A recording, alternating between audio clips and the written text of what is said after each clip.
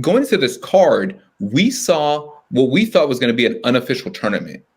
It was going to be Conor McGregor, Dustin Poirier, and then we were going to have in the co-main event who we thought would fight the winner, which is the underground king of our generation, Michael Chandler, the former Bellator champion, versus Dan Hooker. You look skeptical. Is he not the underground king of our generation? Well, one, you're throwing the word "we" out there a lot to things that I've never agreed. I don't know that he's the underground king.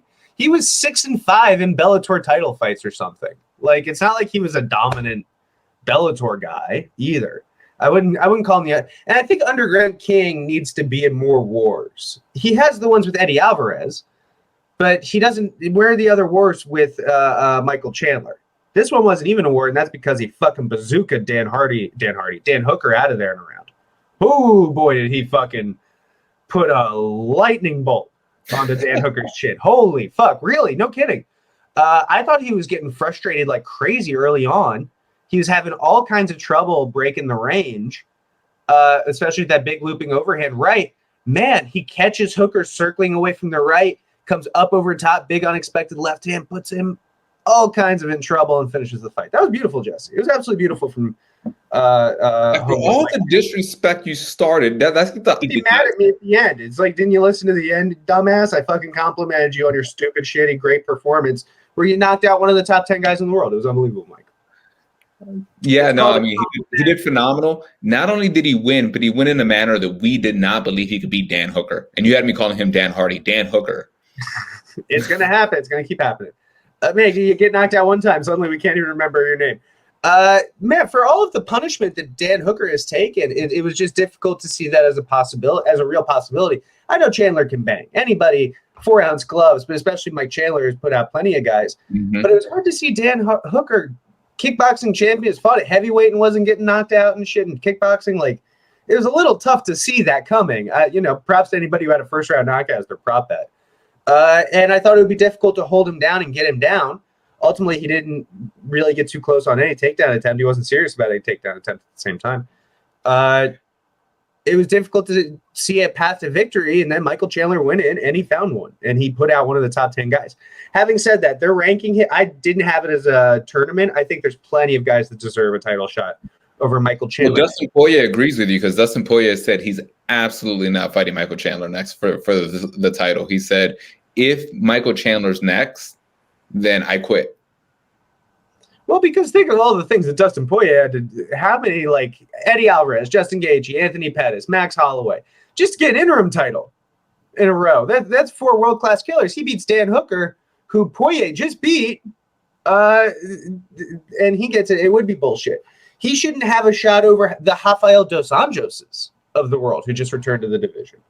I mean, oh, my God. Do you want to take a look at the division? Let's look at the top 10 and see if we can play question.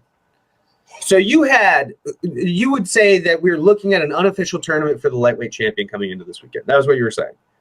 Not just me, but a lot of people were thinking that tournament did not include the guy that you think has a serious claim to actually being the number one guy, Charles Oliveira. See, I would consider him the number one contender for the winner of the title only because of marketing. What, like 3 fights? Man, 2023, you got your title shot coming.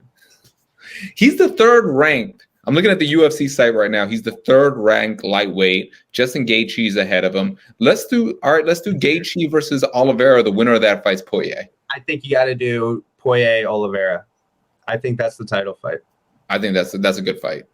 The great thing is everybody can play matchmaker. Everybody's loving playing matchmaker right now because there's no bad fights. Fucking pick them out of the hat, and you're gonna get great fights on great fights. Maybe Chandler versus Gaethje, that would be insane, bro. What if they did Chandler versus McGregor? I'd watch that. McGregor versus Gaethje, which I still think is a bad matchup for Gaethje, even though I might have to revise that now because of the leg kick. McGregor versus Dos Anjos. Finally, they have all the footage to build up a huge fight. That'd be great. Just replay it, but then play it with somebody being like UFC 254. Just like they just cut in a clearly different guy saying the name. Did Dan Hooker retire? That's what I was about to ask. Man, Dan Hooker leaves his gloves in the cage. Nobody has said since that he's retiring, so I think best case scenario or worst case scenario, he's going to go and talk to his team and shit. But But right now, as of right now, no. As of right now, no. We'll see. He's one of those that if he retires, Dana White will be like, all right. He's definitely not doing that with Khabib. I guess. Dan Hooker puts on really exciting fights, though. Man, fucking, this was a knockout loss, but before that, Paul Felder, 5 rounds, war. Dustin Poirier, 5 rounds, war. Man, you always need, a tough motherfucker who's always going to give you a hard 5 rounds, hanging around. Who should Chandler fight next? I would absolutely love to see him fight against, Justin Gaethje's probably going to be occupied, but who is Justin Gaethje going to fight next? Looks like Nate Diaz. He's going to kill Nate. Yeah, he's That's going to a big problem for Nate. That's a big problem for a Nate who's had to cut weight. Because I think his last time at 155, he missed weight by like 6 pounds or something too. And now he's gotten older. It's not going to be easier. Don't love it. I like Chandler versus Dos Anjos. I think that's a good fight. That's the fight, right? Man, because if you can beat up Dos Anjos, you can beat up anybody. You know what I mean? He really is like an A- gatekeeper in a way. They were both champions at the same time in rival companies.